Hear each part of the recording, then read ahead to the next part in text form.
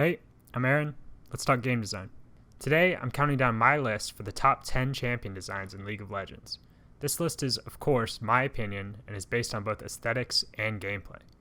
The criteria for my top 10 look something like this. You can see I'm both looking at gameplay and thematics. I want it to be fun to play as, play with, and play against. I want smooth controls on its abilities and the auto attacks, an intuitive and synergistic kit where the abilities work well together, strategic depth both in-game and in draft, novelty and uniqueness, meaning I want the champion to be different from the others in League of Legends and from other champions in video games itself. I want their theme to show through their gameplay and their abilities. I want clear weaknesses that you can determine through a couple games of playing against them or with them. And they need to have a good difficulty curve. I can make a whole video about difficulty curves and where I think difficulty should be in League characters, but I'll save that for later. On the thematic side, they need to have their archetypical concept nailed. This means that, if a character has an archetype like Hecarim, they need to show off that archetype well through their gameplay. Hecarim does, he's an undead horse, and he's really fast, and he fears people because having an undead horse running at you would scare the shit out of you. But they need to have a good twist. Where Hecarim kind of fails this, something like Zac works really well. Zac is a champion that's kind of a makeshift Frankenstein type of archetype, but he has a twist giving him a personality that is different from anything we've seen in most pop culture with that archetype. They also need to have clean visuals. This one's pretty obvious. They need to look good, and their abilities need to look good.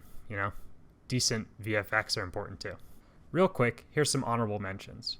A lot of these didn't make the list due to unpreventable issues, like how Ivern is so unique that he isn't going to appeal to most players, or how Azir's difficulty is just in the wrong spots. This could be a separate video, like I said before. Alright, on to the list. Our first champion at number 10 is Lee Sin. Lee is a legendary champion in League of Legends, respected as one of the hardest champions in the game. I think people really appreciate great Lee Sin plays. He's a little hard to pick up, but his abilities are simple in concept. His kit doesn't feature too many patterns that are frustrating to play against, and he has clear weaknesses to CC. His theme is unique, but his martial arts really only come across in his ultimate and his auto attacks, if that even counts. There are a few changes you could make to Lee that would keep his skill ceiling high and lower his clunkiness. But his place in League earns him this spot on the list. Next we got Thresh. Thresh is a uniquely evil support champion. He has a fantastic difficulty curve with easy to understand abilities that are hard to master their uses. His lantern is a very novel idea and makes for gameplay situations that no other champion can provide. His theme is one of his best qualities. Very few support champions are represented as evil, and Thresh plays this role perfectly. I would only make a small change, and that's to his passive. Granting souls on kill participation, rather than minion deaths, would fit better into the modern support role. And I don't think giving just armor is what Thresh wants to be doing. I don't think Thresh wants to fit this niche of playing into a bunch of AD champions and having high armor. I think it would make more sense if he got both armor and MR at smaller amounts, or maybe some other stat. There's a lot of ideas you could go with this one, but I think it deserves a change. At number 8, I'm putting Ezreal. Ezreal nails the easy to pick up, hard to master concept better than any character in League.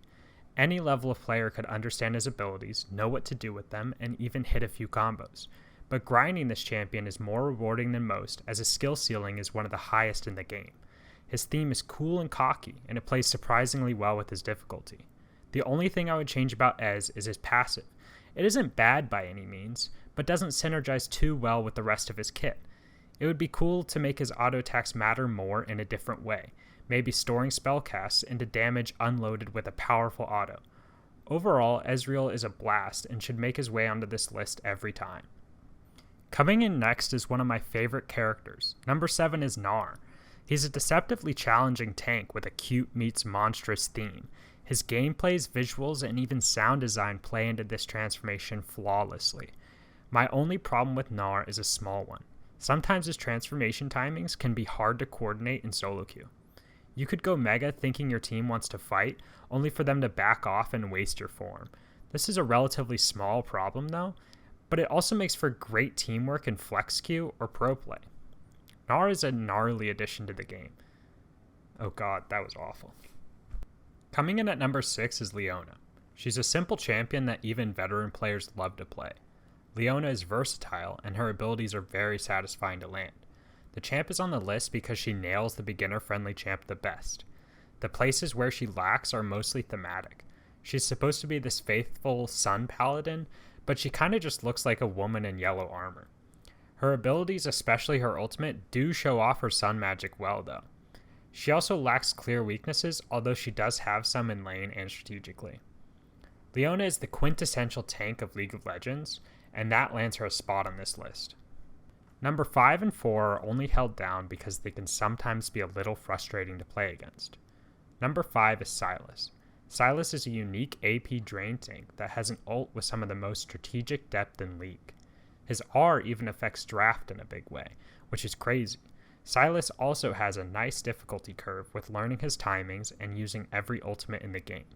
He's at a better spot now that power has been taken away from his W healing, which is a part of his kit that worries me the most. The only change I would make to Sylas is give you more time between your E1 and E2. His theme of a prisoner using his chains as weapons against his oppressors is a powerful one, but isn't shown that well in game. Although I don't really know how you can show this idea better.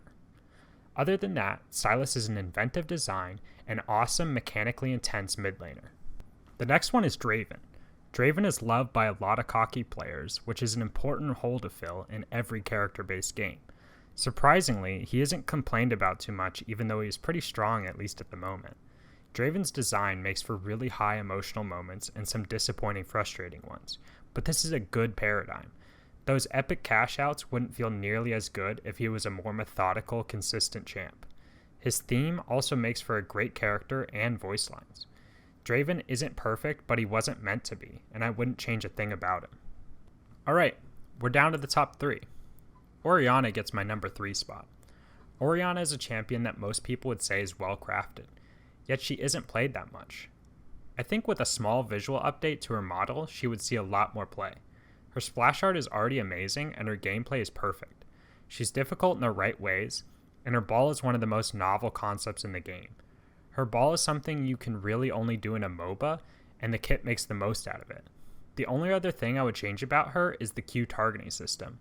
I think it should work more like Olaf or Syndra and not walk you forward if you target too far. Other than that, Orianna is amazing. She has strategic depth in the way you both build a composition around delivering her ult and comboing off of it. She nails the Alita Battle Angel-esque archetype with a nice twist that makes for great skins. She's almost perfect, just needs a small update. The next 2 champions I believe are as close to perfect as you can get in League of Legends. They happen to both be AD carries, and I wouldn't change a thing both visually or gameplay wise to either of them. In second place, you know her from Netflix, Jinx. Jinx is a stellar auto attack centered hyper carry. Her abilities are smooth as butter, and the recent VFX changes to her round out her visual appeal. Her ult is epic and can make for some crazy clips, and is even portrayed beautifully in Arcane. Her abilities, like the Chompers, play into how she makes contraptions out of scraps, and her passive really shows how crazy she can get. Jinx just wants to blow things up, and that is displayed perfectly in her design. And finally, coming in at number 1, it's Jhin. Jhin hits all of my listed criteria with A+ marks. Fun and satisfying to play for a wide array of players, smooth as butter auto attacks and abilities, a kit that works well with the playstyle that is auto attacks and courage, incredibly unique auto attacks with a flashy ultimate, shows his theme and his obsession with the number 4 directly through his abilities, clear weaknesses to tanks and armor, easy to pick up, attainable mastery, interesting archetype with a clever twist, amazing visuals and skins. Jin's design is beautiful top down and bottom up, and I didn't consider another character for the top spot. Alright gamers, what did you think of my list? Comment below and let me know. I'll try to respond to every comment in the comment section. Subscribe for more game design videos like this one, and have a great day.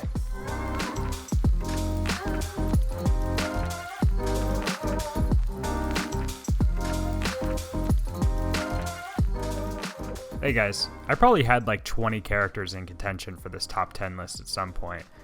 Some of them are in the honorable mentions, and you can see more of them in the long form video that I'm going to post after this. But really, Jhin was always number one. I think Jhin and Jinx might be a little comparable in how well designed they are, but I think Jhin wins out with his splash art and just how well executed that unique theme is. But I'm not the best at Photoshop or Premiere, but I'm trying to get better and learn. I kind of just made this video to enhance my game design portfolio, but hopefully the videos will get better.